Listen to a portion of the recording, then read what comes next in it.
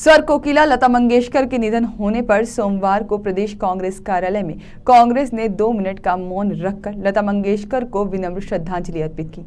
इस दौरान वरिष्ठ कांग्रेस नेता सहित बड़ी संख्या में कार्यकर्ता मौजूद रहे। इस मौके पर कांग्रेस ने कहा कि मध्य प्रदेश के लिए यह सौभाग्य की बात है कि वह प्रदेश की बेटी हैं। प्रदेश के प्रत्येक नागरिक को लता जी पर गर्व है। कांग्रेस ने कहा कि लता जी से हमें मधुरता और विनम्रता को आज सीखने की जरूरत है। लता अपने गायन के जरिए संगीत को एक नई धारा देने में सफल रही। कांग्रेस ने लता जी से जुड़ी एक स्मृति को साझा करते हुए बताया कि जब वह पंडित जवाहरलाल नेहरू के सामने ए मेरे वतन के लोगों जरा आंख में भर लो पानी गाना गाया तो पंडित नेहरू की आंखों में आंसू आ गए थे।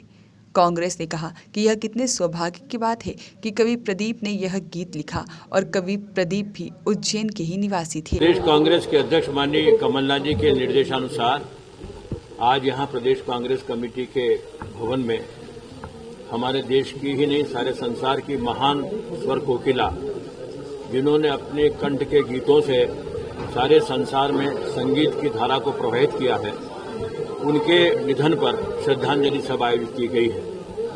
श्रद्धांजलि सभा में हमने उनको इसलिए भी याद किया है कि मध्य प्रदेश का सौभाग्य, इंदौर का सौभाग्य है कि वे मध्य प्रदेश के औद्योगिक नगरी इंदौर में उनका जन्म हुआ था।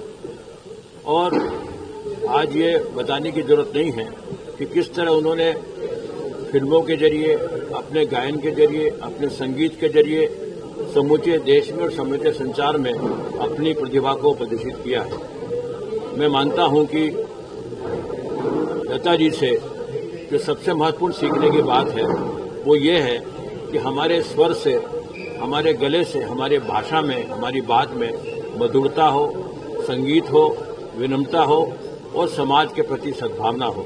इस अवसर पर मैं ये भी कहना चाहूंगा, जैसा राजीव जी ने कहा है कि जो गीत उन्होंने गाया था जो जवाहरलाल जी के सामने ए मेरे वतन के लोगों, जिसमें पंडित जवाहरलाल नेहरू जी की आंखों में आंसू आ गए थे, उस गीत के लेखक भी मध्य प्रदेश के कवि प्रदीप थे।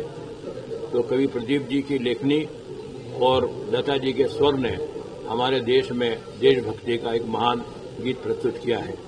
मैं इस अवसर पर पुनः प्रदेश कांग्रेस की ओर से, प्रदेश के सारे कांग्रेस साथियों की ओर से अपनी विनम्र श्रद्धांजलि अर्पित करता हूं।